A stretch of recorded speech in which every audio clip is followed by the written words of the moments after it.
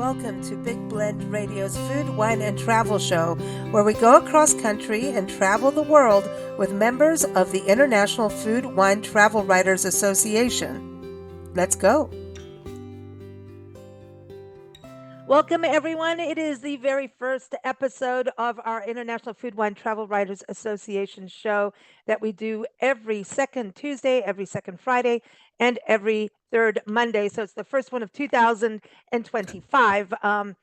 But we've been doing this for, I think, 8 to 10 years now. So it's not the very first episode, but we're excited to have travel writer, food, wine, and travel writer Diane Dobry back on the show. And today she's going to tell us all about her visit to Barnes in England, just outside of London. So welcome back. How are you? I'm doing well. I'm healthy and happy and heading to Florida. So She's good. She's all like, I'm going for some sunshine from, difference from upstate. And upstate New you just, York, yeah. well, when we first met you, it was, which is through the International Food, Wine, Travel Writers Association. You were in Florida, but then you moved Right. upstate. Now you're going back down. You're like, no, I'm not doing the winter there. Yeah. I have all friends who've moved to Florida and they're like, why did you leave? And I said, so I can visit you in the winter. Because Exactly, they and see all your just family. moved. Yeah. That's funny. That's funny. Well, Barnes, England. So this is outside of London, or is it part of London? It's actually, I thought it was a little village just past London, outside of London.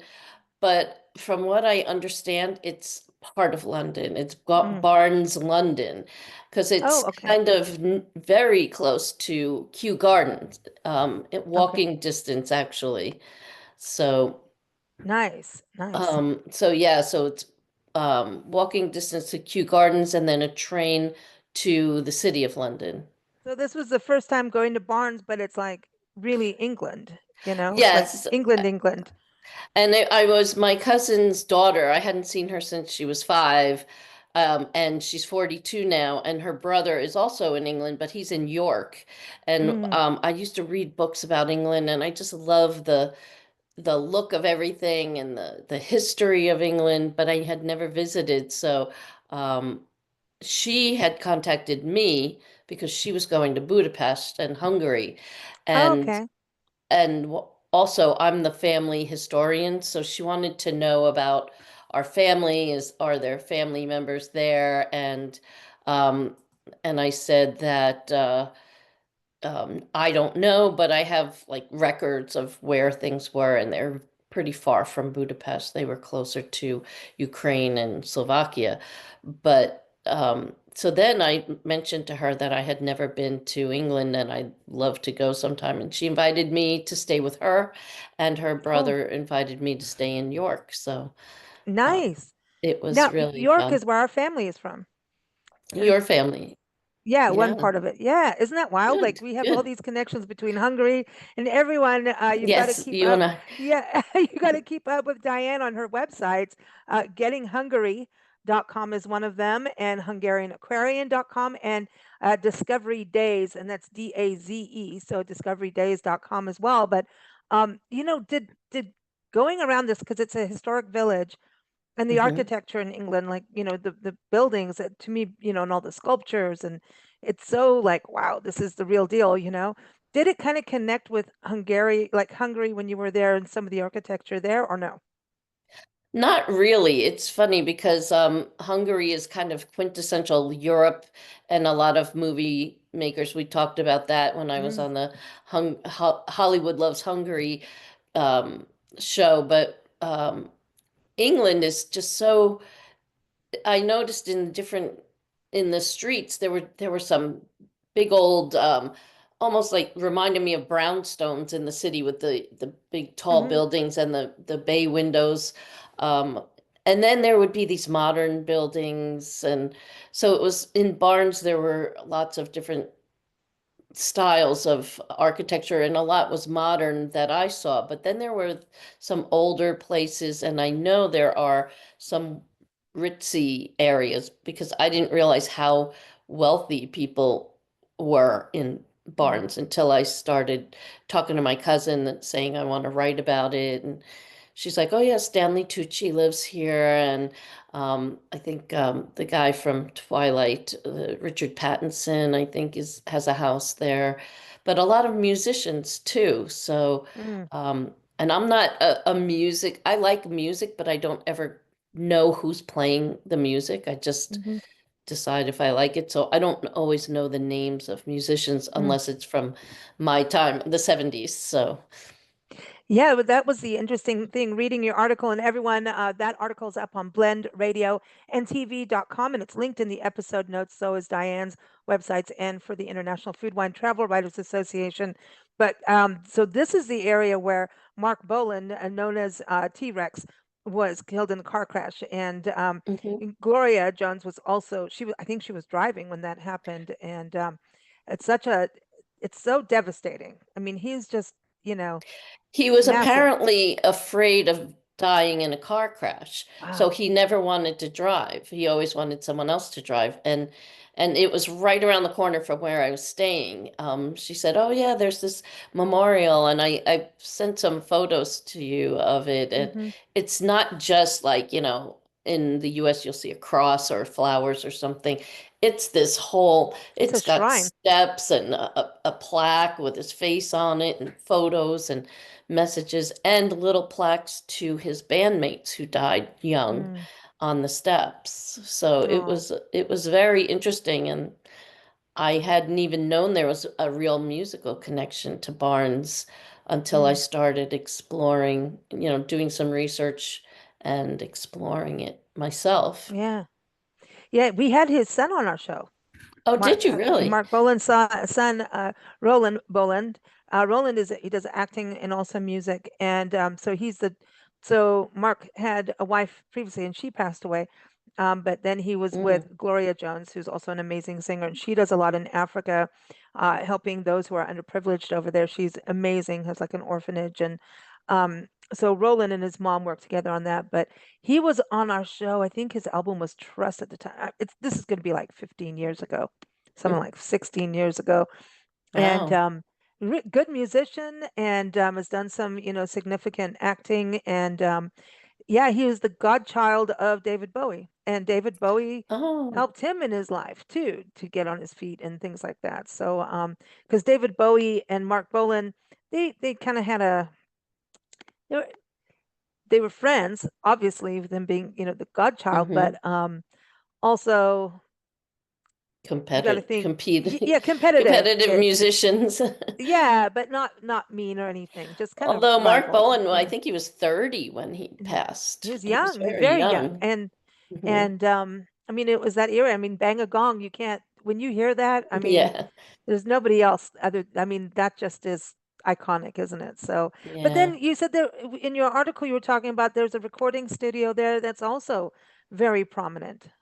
Well, that's what I had done some of the touring with my cousin's daughter and her husband, on one end of Barnes. And then I said, well, I'm going to come back. And I started looking like what else is there. And Mm. somehow either we got in a conversation or I found it in my research that there was this Olympic Studios, and that there were recordings by, all kinds of people, the Who, the Beatles, Rolling Led Stones, Zeppelin. Yeah. everybody who was anybody from the 60s to the, I think they said the 80s, but it was really all those 1970s Mm. bands that were really recording there. And so I said, well, I'm going to go there and take pictures and see what's going on. And there was a young man, probably in his 20s at the most, and he was at the front desk. And apparently it's a movie theater, and the studios were up on the third floor. They are being renovated right now, and Mm. he had no clue about this studio. He just like, oh well, it's we have movies here. And he goes, well, when I started explaining what I was interested in, he says there's a man across the street at Olympic Studios Records, and he knows about it. So I went there, and that man had worked in the studios. He Mm. had albums from almost everybody who had recorded there, and he had photo albums, and he gave me all kinds of information on who was recording there and the history of it. And he said, I'm looking for any albums that were recorded at Olympic Studios in it says in London, and apparently that's why, Barnes is part of London, so that's probably why they said in London, but um he he just said it was everybody, anybody that you could imagine from the 70s, Wow. late 60s kind of musicians. And it's so odd because it's this small little town. um, uh, it's not far from the church, this big old Mm. church. It's not like you would think like a London The city. recording Yeah, studio it's would not. be. Yeah, but it's charming. It's like a charming village with ducks and a pond. Right, right. The duck pond, everybody goes there, and they watch the family. And there's this old tree there too that I remember my cousin's husband telling me something about it, whether it was the oldest tree in Barnes, but it's this huge, huge tree, and everybody points it out. But it was really very pretty. I didn't even realize that it was right on the Thames as well. So Yeah. we went to look at the Thames, and the wind was blowing, and so that's why I wrote that it's kind of like the fence and a grab bar to hold you in place. But But that it also you said that like there's a lot of shopping and tea mhm. houses. That's a thing you got to do as well as a tea house and the actual Royal Botanic Garden. I wanted to hear about that because that sounds like that definitely I want to go there, but you had some interesting experiences there. Yeah, and the first place we went was the was King George the Third, from who was the king when we were Mhm. in our Revolutionary War. And he had this small little palace. I mean, it was big for a house, but I've seen bigger houses in like Virginia and the Hamptons and stuff. And he had 17 children, and they lived in this house. And apparently, this is where he was recuperating from what they said was his nervous breakdown. And I'm not quite sure what the reason was for them saying he had a nervous breakdown, other than I saw something that it might have been some kind of a drug or something that he was Wow. given. I'm not sure about what that history is, but it was really pretty. They had these gardens and like a little pond kind of, or fountain, and the gardens were kept to whatever was grown there up in the 1700s, and a lot of Mm, them were medicinal, or herbal, things mm, that were grown. They weren't no newer plants. And that was on one part of the gardens. And then we kind of walked through. There's this big long pathway that you can kind of walk on, and my cousin said, "Oh, look, there's the hive." And it's this structure that's kind of like aluminum pieces. I think it's 150,000 pieces of aluminum that come together, and it looks like a web, but they mhm, call it like the honeycomb. But it to me, it didn't look like a honeycomb. It looked like a web. Or like mhm. if you have chicken wire rolled up Sure. into a circle, but it had two levels, and you go in there, and it's just got this hum, and it's very relaxing. You feel it through your body when you're in there. Wow. And so you know, um, if you go up on the top floor, there is glass, but it's translucent, so you just get light through it. But it's based on the noise that comes from a beehive, and the Mm. hum is what it's like being in a When you're beehive, inside. and that's Yeah. called the hive. And there's a whole history of it that I took a picture of it. I don't know if it's in the article, but um, that I was fascinated by. And then my cousin, of course, is a researcher, and she knew all about the bugs and the flowers, and she was telling me what was important there and why things were the way they were. And then it Nice. was it was June, so of course we went to the rose garden because it was Oh, rose season, which was beautiful. amazing. I know Amazing. because we always think about England and the roses, you know? So Yeah, that's yeah. and tea. And tea. Oh, yeah. Well, that's what in Barnes, there's a tea house called Orange Pico, and we went there. I took them there for a like a breakfast to thank them for letting me stay. And then but outside of Kew Gardens is this the Maids of Honor um restaurant, or it's a tea house, but it has also a bakery Mm, showcase in front, but you have to make reservations to go there, and it just was like such delicious, the typical three-tiered, tray with lovelies. Yeah. sandwiches, and then it had the scones or scones on the second level, and then these maids of honor cakes, and apparently King Henry VIII mentioned it because the maids of honors were the ladies in waiting for the queen, Hmm. and he had named, I guess, this cake because they all ate this little, but it was like little tarts, on top. It was delicious. I just love tea and scones. So everywhere I went, whether it was in the city of London, in York, Mm. in Barnes, at Kew Gardens, I went to get tea and scones. Oh, nice, nice. Tea and scones. We haven't done that for a while, but hey, January is National Hot Tea Month, so go figure. Oh, Yeah. there. You're right on it. You're right on it. Yeah. So, I mean, did you have black tea when you were there? Was it mostly like the black tea? Yeah, I tend to like Darjeeling and Mm-hmm. the Indian teas like Ceylon and Mm-hmm. Assam, and but I know that a lot of people, and my cousin I think as well, like the fruity or the herbal teas, and sometimes Mm-hmm. I'll try a chamomile or something if my digestion is off, or if I'm too caffeinated, but Yeah. Yeah. You the gotta calm black tea down is because my thing. English I love it. breakfasts. Yeah, I love it all. I love it all. Yeah, and rooibos tea is which I used to drink a lot of Oh yeah, rooibos tea. well, from Africa, right? Yeah. Mm-hmm. South Africa. Yeah. What I was gonna say, so did you go to York? You did go to York? I did go to York, and honestly, my cousin Heather, who like I said, she's 42 now. She was the most laid back, intelligent person I've ever met.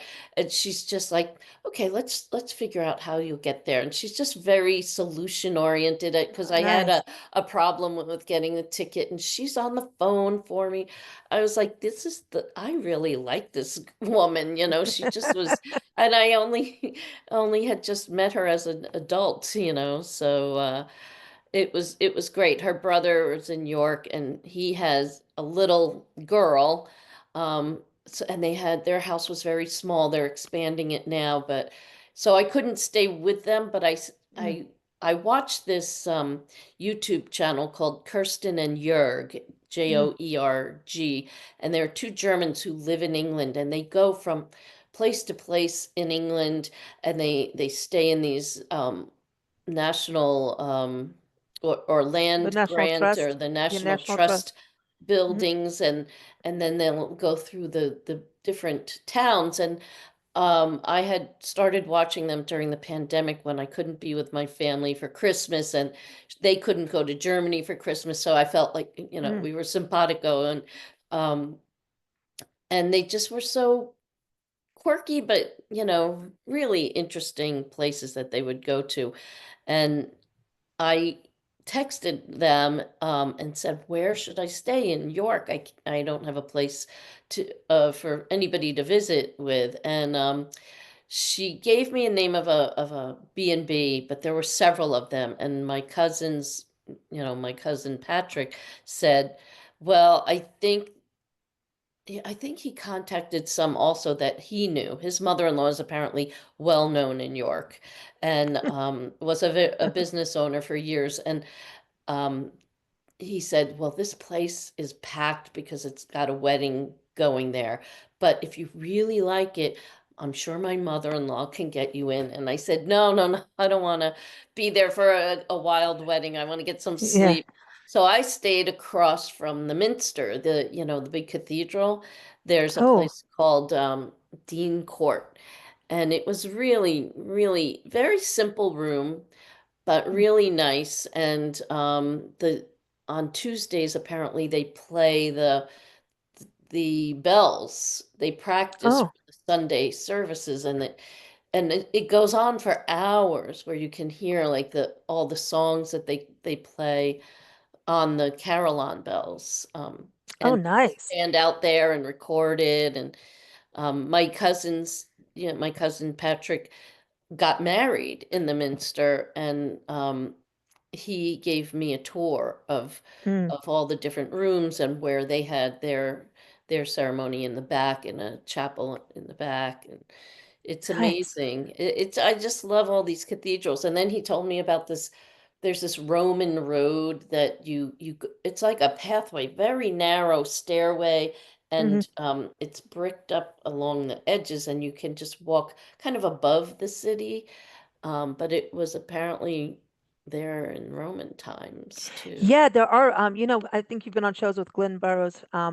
He runs Norfolk Tours in England, and he's done articles and stories about the Roman roads, and he's like they were like almost trenches, like they're high up, how they did it, and for them to still be there, it's pretty amazing. And one of the famous ones is called Pedar's Way, and it's like a big walking path. It's like us Hmm. doing, the Appalachian Trail, except for that's longer than England. Bigger, it's a further Yeah. distance than England's size, But Pedar's Way is a famous one. I'm not sure if it's close to there, but it's pretty famous over there. Yeah, I'm not really sure. But the other thing I didn't realize was there was a Viking settlement in York, and they have this really, really Mm. fun, great exhibition of the Viking way it was there. And you go, it's almost like Disney, you get in a like a little car and it goes through this village, and you can Oh, smell the animal smell and the okay. the earthiness. And then the actual whatever mechanical people look at you, and they based some of the characters in this mechanical characters on skeletons that they found in the Oh, area. And they have the actual skeleton of one of the women that is a mechanical character there. They have like huh. little things going on in the back of, they're out front of their homes, and they're talking to each other, selling things. And then you can look into the house, and there are people in the house doing things, and there's Oh, animals in cool. the pens. It was really well done, really nicely done. That's I recommend interesting. it to everybody I know who's going to York. That's interesting. Yeah, because our family comes from there, and we have Scandinavian history too. That we Yeah, have yeah. Vikings. Yeah, we have. You're all Yeah. over the We're place. mutts. We're mutts. Yeah, we got to do our family history properly. We're working on that. We're getting that Yeah. together. Some Yes. of it I don't want to know about, but some of it I do. You Yeah. know how that goes, your family history. So that's kind of cool. I mean, this both places sound like if you're a history lover, obviously gardens, but for history, just Hmm. the architecture and just what I like about England, and it sounds like this for Barnes and York, the walkability of Yeah. everywhere. Yeah, it's and my cousin has no car. She I walked from the train station to her home, which is not a long walk, but she's like, "Okay, well, let's walk to the town of Barnes," which was a little ways. For her, it's, not nothing, but she'll walk from there to Kew Gardens in about 15 minutes. I don't know if I could do that. Um, I found when I came back, I walked so much in London and all over England that my I had stress fractures in my feet because I Oh, wasn't used to walking. In Florida, I was, on the computer, working yeah. remotely, and then I'm walking 15,000 steps a day in England, and my feet were killing me, but I kept walking. And Mm, and Barnes, actually, I told you before we were recording that I got this it's scarf beautiful. in a thrift shop, and I did send a picture of this on display. Hmm.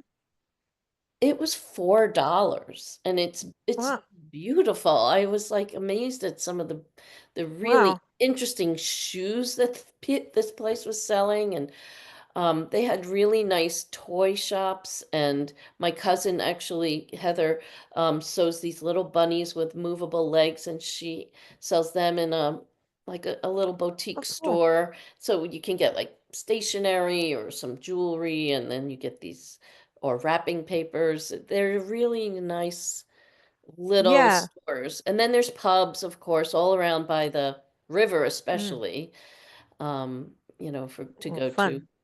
Did you Yeah. go to the pub? Did you have a pub experience?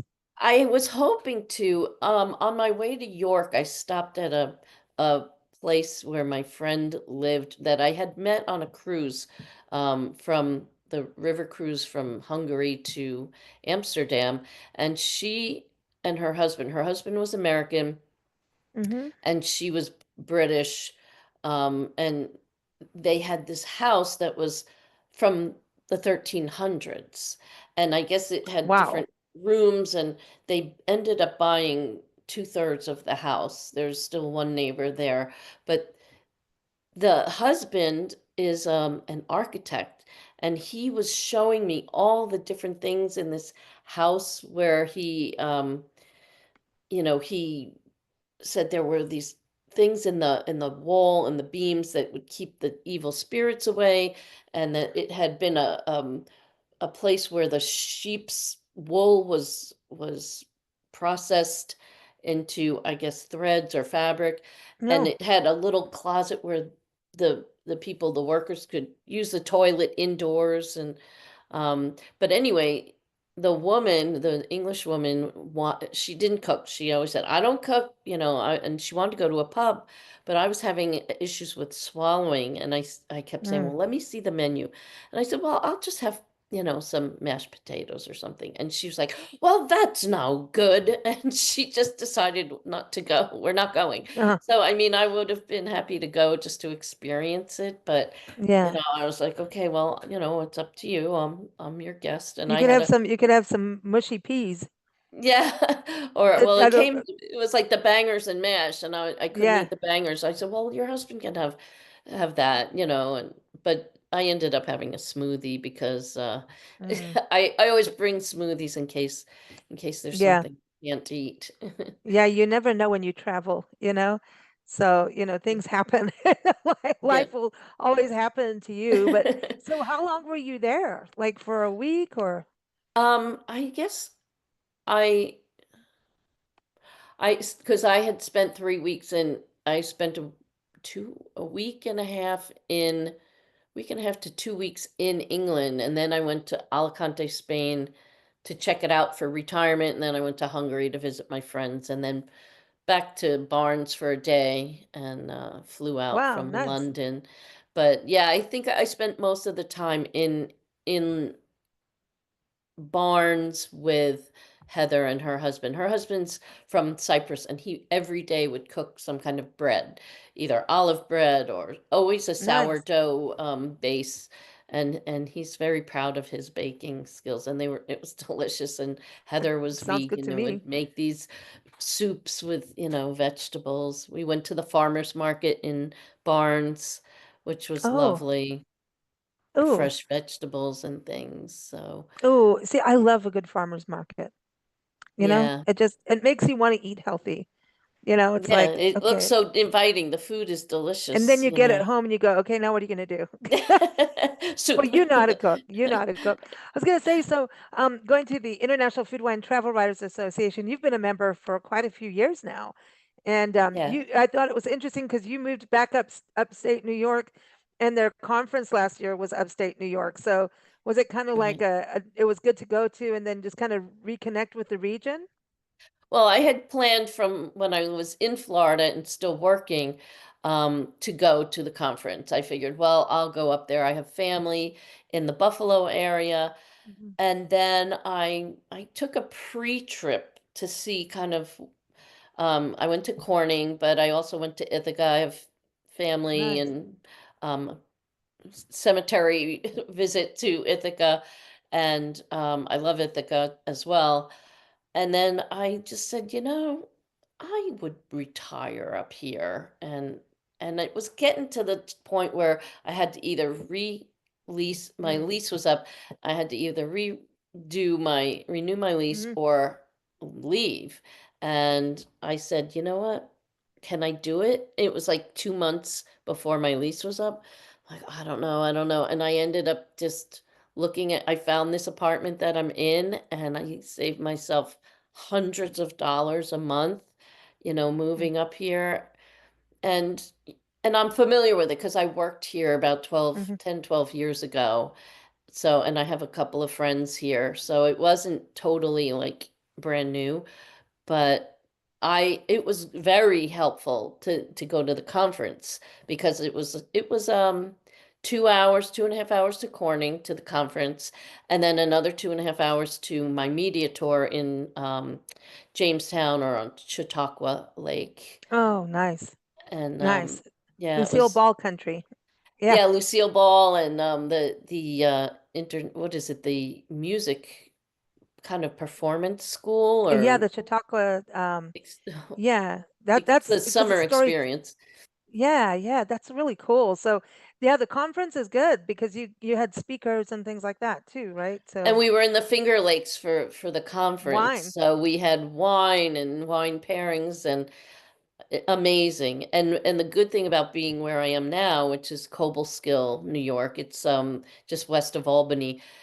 I'm writing for the local paper, and I'm Okay, doing great. business write-ups, and one of the businesses I wrote about was this Grapevine Farms, and they have a little wine shop in the back that only sells New York State wines. Nice. And they also have ciders and stuff, but it was nice to have the preview of all the Finger Lakes wines, the up-to-date preview, and now I Nice. have it nearby. That's awesome. I mean, it's amazing how quick things turn around, right?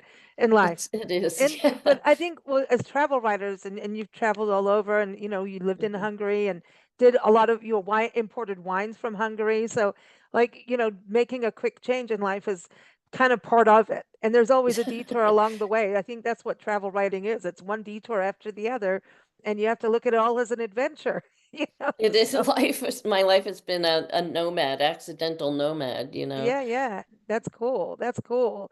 Well, it is good to have you back on the show, Diane. We can't wait for next time. And I know you're off to travel again to Florida, so you're going to go have some nice Hmm. warm weather and go say hi Yep. to some manatees and alligators for us while you're down there. But Hopefully no alligators. oh, we love the alligators and the Yeah, manatees, but from a distance. enjoy, enjoy. And everyone, again, Diane's article is listed and linked on blendradioandtv.com, but it's in the episode notes as well as all of her websites. And you can follow her on Facebook and Instagram, right? Those are the two main Yep. places. And you're on Spotify with your podcast too, right? I just started putting my podcasts on Spotify. They are also on YouTube. I think I think it's, I don't know, it had been Dr. DD, but I think it's now Diane or Dobry at 8,000. So, but if you just Google my name, Hmm. my YouTube comes up, and they're on my Awesome. websites, the actual Links. edited version. Yeah. Awesome. Awesome. Well, happy travels and happy New Year. Thank you. Same to you, and be safe and stay dry You too. and warm. Yeah, yeah, really. Stay warm, everyone. Okay. Thank you for listening to Big Blend Radio's Food, Wine, and Travel Show featuring members of the International Food, Wine, Travel Writers Association. We encourage you to visit their website. We say IFWTWA, which is IFWTWA.org. You can also follow us at bigblendradio.com. Happy travels, everyone!